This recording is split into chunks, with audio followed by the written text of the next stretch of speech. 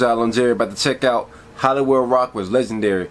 The Rock's Hollywood version of his character was like a refresher to the People Champion Brahma Bull version that we all grew and loved. And when he came back in 2003 from taking time off to film, I think he was filming The Rundown at the time, or Walking Tall, one of the two. He came back with a new haircut, new tattoo on his arm, a whole new attitude. And I think he was gearing up to face Hulk Hogan in No Way Out.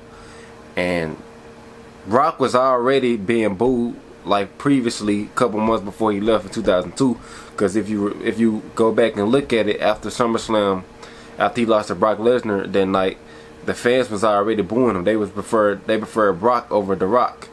And after the match, he cut a heel promo, and then he disappeared from TV for a couple months because he was doing the movie.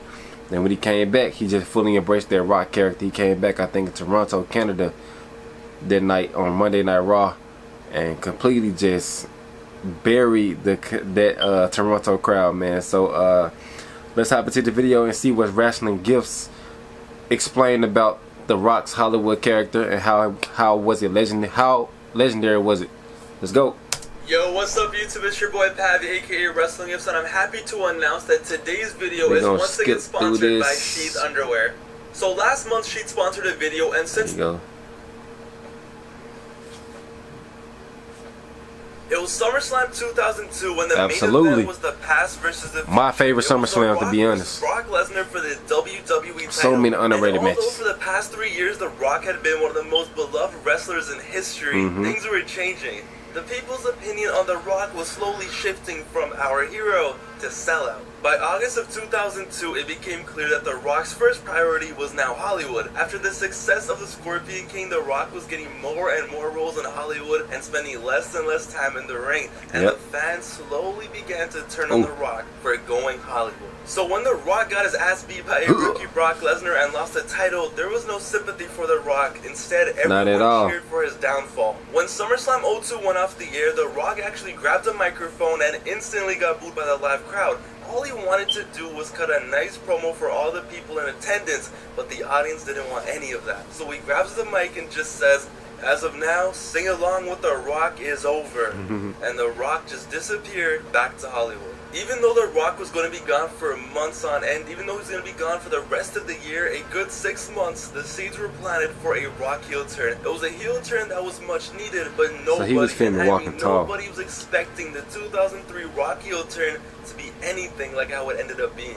In January of 03, Vince McMahon was in his blood feud with Hulk Hogan, and he announced that he is bringing back a special someone to beat Hogan's ass for him. And he announces it's The Rock. The first time we're gonna see The Rock in 6 months, and when we see him, he looks totally different. Now he had the bald fade going on, the sunglasses were back, and he instantly was just acting so damn extra. Just the fans cocky, hated The Rock because he went to Hollywood, because they thought The Rock was a sellout and that he was going to become a typical Hollywood douchebag, and that's exactly I wonder who came up with that character. The Rock character became. For weeks he wouldn't even appear in person, he would just be there via satellite, and one night Hogan was in the ring and he was cutting his promo, and The Rock just appears on the screen while eating an apple, and I was like, "Oh Hogan, you know, just keep going, The Rock just wanted to watch, I just want to listen." So The Rock is there watching Hogan cut his promo in the ring, and even though The Rock was there live via satellite, he still just owned Hogan. And that was the thing, in 2003, once The Rock went Hollywood, he owned everyone and everything, every wrestler, every announcer, every crowd. In 03, The Rock just ran the show. So Hogan is trying to cut this promo, right? And The Rock just keeps cutting in and just making a mess. Hogan is ranting, he's being super serious, he's trying to sell the match, and The Rock just starts yawning. So Hogan gets more amped up, and he's trying to cut a typical 80s Hogan promo, and The Rock just cuts in. He's like, "Yeah, Hogan, it's getting kind of late. Can you just skip to the part where you go, 'Let me tell you something,' you know, the part where you rip your shirt, woohoo." The Rock wants to go home. And Hogan is still trying. He's doing his best to make this a serious promo, sell the match and No Way Out, and The Rock is just making it an absolute mockery, talking about how he has to go eat tofu, and he wants to go eat his wife's pie. And yeah, even though he wasn't even in the building, he made Hulk Hogan look like a bozo. And once The Rock was back in person, he was as Hollywood as ever. His promos would be legendary. He would just come out and for 10 minutes just own the crowd. He was walking around with this swagger like he truly did not give a fuck. And the best part was, he didn't. He was a Hollywood star now. Yep. This was just his side gig, so he would just pull up and do whatever he wanted, act a damn fool, and it was comedic gold. When he finally did appear in person, he was cutting a promo in the ring on SmackDown, and oh wait, sorry, we forgot. The Rock is a big-time Hollywood star now. He's a busy guy. He has to take a phone call from his agent in the middle of the ring, in the middle of the episode of SmackDown. So he's just casually having a conversation on the phone while the crowd's just waiting for him to be done any second now. So then he hangs up and he's fine, he's back to normal. But then he gets a call from his wife, so he takes a second phone call in the middle of his promo. He was just in his bag. In one promo, 1 minute the crowd would love him like he's 99 Rock, the next minute they would hate him and boo him out of the building, and then the third minute they were just in awe and cheering because they realized he's just so elite at what he does. This man literally cut a promo on SmackDown where he basically asked the crowd if he should turn heel. One last time, do you want to boo The Rock? Every week he just had the crowd in the palm of his hands, and it was just remarkable. I remember he had an in-ring promo with Hogan, and does he go there and go face-to-face with Hogan like he used to? Is he going to be, Rocky, be Nope. a macho, and just He be the actually man? spit in his face. Nope, he's going to spit in Hogan's face and run away like a little kid. So at No Way Out 2003, it was the first Hollywood Rock match, and it was also the first time ever we got probably my favorite wrestling entrance of all time. It's The 2-minute intro that builds up, the ambient music, the killer instrumental that kicks in with the guitar, the lights are dim and they start flashing, and The Rock finally walks out just looking like the biggest deal we have ever seen in wrestling. The swagger, the confidence, ladies and gentlemen, Hollywood Rock was just legendary. And the best part was, he would just get even better and more entertaining once he was in the ring. Once he actually had a match, he would just be so extra and so annoying, it's so awesome. He'd be doing the most extra movements, putting on Hogan's bandana, acting like he is Hogan, doing his taunts. He would do like the most simple move, like his Samoan drop, and then start clapping because he was so impressed with himself. And of course, his facial expressions were better than ever. It was just so damn entertaining, and I don't think anyone will ever forget the iconic Rock promo in Toronto. No. Where after getting booed by Toronto at WrestleMania 18,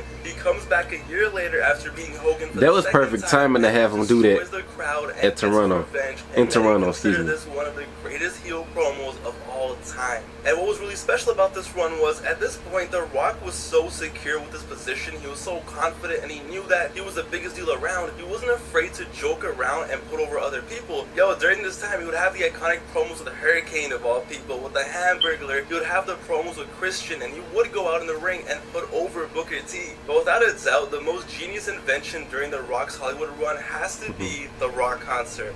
This man was so talented, so funny, so at the peak of his powers that not only once, but twice in back-to-back months, the main event of Raw was The Rock sitting in the ring, singing and playing the guitar, holding his very own Rock concert.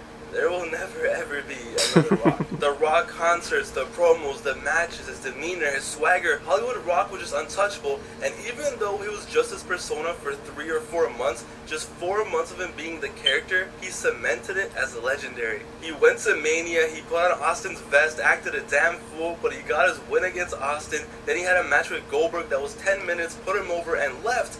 And yeah, in 3 months, That was it. he became one of the best characters we'd ever seen. Then he was gone. But that's what made it even more awesome. In just 3 months, he took all the fans that hated him, the ones that said he sold out and that Rocky sucks, and in just 4 months, he became so elite that they were begging him to stay. This will forever be my favorite version of The Rock. It was my first introduction to The Rock. When I first started watching wrestling in late 03 and early 04, I had shows on VHS because of my cousins, and this is how I got introduced to The Rock. And of course, the most What a important time. detail was, this was The Rock that was in Here Comes the Pain. This was The Rock that was in the greatest wrestling game of all time, and it's synonymous. When I think of Hollywood Rock, I think of Here Comes the Pain. I think of that long-ass Hollywood entrance that I would never skip and watch every single time I played the game. I remember how badass he was in the game. His character was just so Big fun to punch. play with. The special animations and everything. The clapping, the points of the head. He wrestled in the game just like how he did in real life when he was Hollywood Rock. As a douchebag. And it was awesome. Now, at the end of the day, it is so impressive how in just 4 months, The Rock made his character so iconic and so memorable. It's something that lives on in wrestling forever. And even though he only wrestled like, 5 or 6 matches, the promos he cut, the interactions that he had, He only the wrestled crowds that 5 or he 6 owned, times. everything, just his aura. Hollywood Rock will forever just be legendary. Hogan, and yeah, in my he opinion, even wrestled a though couple it was such a times on short Raw. time and it was towards the tail end of his career, This Goldberg, was the Austin peak of The Rock. Goldberg. This was him at his best. This was when he could control the audience so much because he learned everything from 99, 2000, and 01. This was when he was at his best. And I wish it was longer, but man, it was just different. What a time it was to be alive. In the comments down below, let me know if you have any memories of playing Here Comes the Pain and being Hollywood Rock, or let me know what is your favorite Hollywood Rock moment. Let me know down below.